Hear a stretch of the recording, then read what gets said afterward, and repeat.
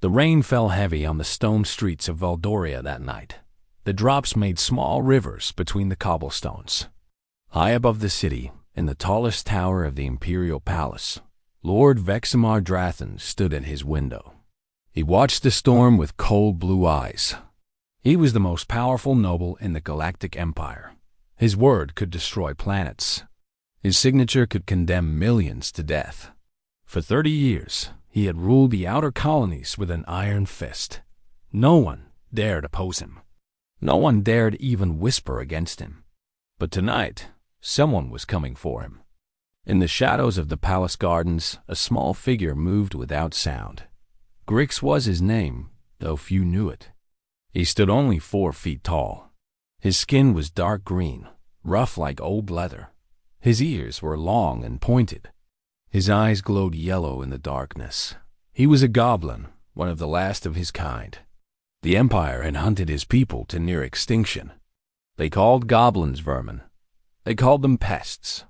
They killed them on sight like animals. Grix remembered the day the Empire came to his world. He was just a child then. He remembered the ships falling from the sky like metal rain. He remembered the soldiers in white armor marching through his village. He remembered the screams of his mother as they dragged her away. He remembered the fire that consumed everything he knew. Lord Vexamar had given the order. Lord Vexamar had signed the paper that turned his homeworld into ash and dust. Now Grix was going to return the favor. The goblin pressed his small body against the palace wall. His fingers found tiny cracks in the stone that no human eye could see. He climbed like a spider, silent and fast. The rain washed away any trace of his passing. Below him, Imperial guards walked their patrol routes. They carried plasma rifles and wore armor that could stop most weapons. But they were not looking for something as small as Grix. They were not looking for shadows that moved on their own. Grix reached a window on the 3rd floor. He pulled a thin blade from his belt. The metal was black, specially made to absorb light. He slipped the blade between the window frames and lifted the lock with practiced ease. The window opened without a sound. Grix had oiled its hinges 3 nights ago when he first scouted this room. Every detail mattered. Every small thing could mean the difference between life and death. Inside the palace, the air was warm and smelled of expensive perfume. Rich tapestries hung on the walls. Gold and silver decorated every surface. Grix felt hatred rise in his chest. His people had lived in simple homes made of wood and earth. They had been happy with little.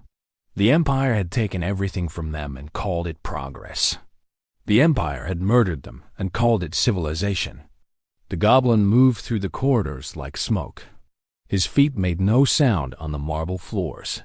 When guards approached, he melted into the shadows. When servants passed by, he became one with the darkness. This was the gift of his people. This was why the Empire feared goblins so much. They could not be seen when they did not wish to be seen. They could not be caught when they did not wish to be caught. Grix climbed a set of stairs that led to the upper levels. He knew exactly where Lord Vexamar would be. He had spent months studying the noble's habits. Every night at this hour, the Lord took his evening meal alone in his private chambers. He dismissed his guards. He locked his doors. He believed himself safe in his tower of stone and steel. He believed no threat could reach him here. He was wrong. The goblin reached the top floor. 2 guards stood before the doors to Lord Vexamar's chambers. They were elite soldiers, the best the Empire had. Their armor was red instead of white. Their weapons were more powerful, but they were still looking for threats at their own height. They were still watching for enemies who would come through doors and windows. Grix looked up at the ceiling. There was a gap between the wall and the roof beams. It was barely 6 inches wide. Too small for any human. Too small for most creatures. But not too small for a goblin. He climbed the wall behind a decorative pillar. His small body squeezed into the gap. He crawled through darkness, through dust and old spider webs. He moved inch by inch until he was directly above Lord Vexamar's chambers. There was a small vent in the ceiling. Grix removed it with careful hands. He looked down into the room below. Lord Vexamar sat at a table covered with food. There was enough meat and bread to feed 100 goblins. The noble was cutting a piece of roasted bird. He moved slowly without worry. Why would he worry? He was the most protected man in the galaxy. His enemies were all dead or imprisoned. His power was absolute. Grix dropped from the ceiling without a sound. He landed on soft carpet just 10 feet behind the Lord. He pulled 2 black daggers from his belt. The blades were coated with poison from his homeworld. One scratch would mean death. There was no antidote. Lord Vexamar felt something change in the room. The air grew cold. A shadow passed over his heart. He turned slowly in his chair. His eyes went wide when he saw the small green figure standing behind him. For a moment, he could not speak. For a moment, he could not believe what he was seeing. A goblin. Here, in his own chambers. Lord Vexamar reached for the alarm button on his belt. Grix threw the first dagger. It flew through the air faster than the eye could follow. The blade buried itself in the Lord's hand, pinning it to the table. Vexamar screamed. Blood flowed over the white tablecloth. The noble tried to stand, tried to run. Grix was already moving. The goblin jumped onto the table. Food scattered everywhere. Plates crashed to the floor. Grix looked into Lord Vexamar's eyes. He wanted the noble to see him. He wanted him to understand who had come for him and why. Lord Vexamar stared at the goblin with terror and confusion. His face was pale. Sweat covered his forehead. He was not used to fear. He was not used to being helpless. For 30 years, he had been the one causing fear. For 30 years, he had been the one making others helpless. Grix spoke. His voice was rough and harsh. The words came from deep in his throat. "You do not remember my world," the goblin said. It was small. It was called Vorth. Green forests covered the hills. Blue rivers ran through the valleys. My people lived there for 10,000 years. We harmed no one. We wanted nothing from the stars. Lord Vexamar shook his head. "I do not know what you speak of. There are many worlds, many orders. I cannot remember them all." "I know," Grix said. "To you, it was just another paper to sign, just another order to give. But to me, it was everything. My mother, my father, my brothers and sisters, my friends, my home. You burned it all.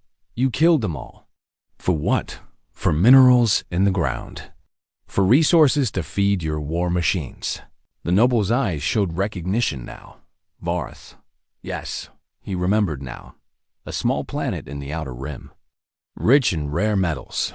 The inhabitants had refused to leave. They had refused to sell their land. So he had given the order to remove them by force. He had not thought about them since. They were just goblins. They were just vermin. "Please," Lord Vexamar begged. "I can give you wealth. I can give you power. I can give you anything you want. Just spare my life." Grix shook his head slowly. "The things I want, you cannot give. You cannot return the dead to life. You cannot rebuild a world from ashes. You cannot undo 30 years of sorrow and hate." The goblin raised his second dagger. Lord Vexamar tried to speak again, tried to offer more, tried to bargain for his worthless life, but the words died in his throat. The blade found its mark. It slipped between his ribs and touched his heart. The poison worked instantly. Lord Vexamar's eyes went blank. His body became still. The most powerful noble in the Galactic Empire fell stone dead at his own dinner table. Grix stood over the body for a long moment. He felt no joy. He felt no satisfaction. The killing would not bring back his people. It would not heal the wounds in his heart. But it was justice. It was what the noble deserved. The goblin retrieved his daggers. He cleaned them carefully and returned them to his belt. He looked around the room one last time. Soon the guards would come. Soon the alarm would be raised. The palace would be locked down. Soldiers would search every corner. But Grix was not worried. He had planned his escape as carefully as his entrance. The shadows would hide him. The darkness would carry him to safety. He would melt away into the night like he was never there. Before he left, Grix placed something on Lord Veximar's body. It was a small wooden figure carved in the shape of a goblin. His mother had made it for him when he was a child.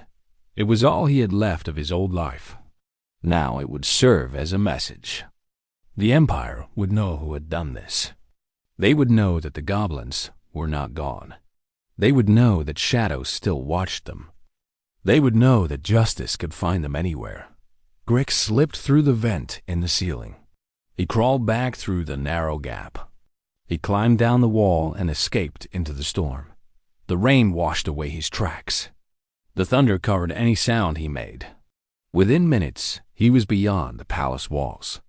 Within an hour, he was beyond the city gates.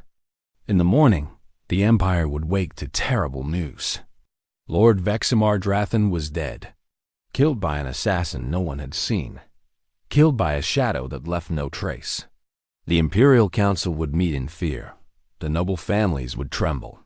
If the great Veximar could be killed, then none of them were safe. And somewhere in the wild lands beyond the city, a small green figure sat by a campfire. Grix looked up at the stars. His homeworld was out there somewhere, just ash and dust now, just memories and ghosts. But his people's spirit lived on, in him, in every shadow where the Empire dared not look. The goblin closed his yellow eyes. Tomorrow, he would choose his next target. Tomorrow he would begin planning again. There were many nobles who had signed orders. There were many lords who had destroyed worlds. They all believed themselves untouchable. They were all wrong. The shadows remembered everything. The shadows forgave nothing. And from those shadows, justice would strike again and again until the debt was paid in full. Grix would make sure of that. It was the least he could do for his people. It was the only gift he could give to the ghosts of Varth. The fire crackled and pumped. The stars wheeled overhead. And somewhere in the distance, the city of Valdoria began to wake to a new world. A world where the powerful could fall. A world where the forgotten could rise.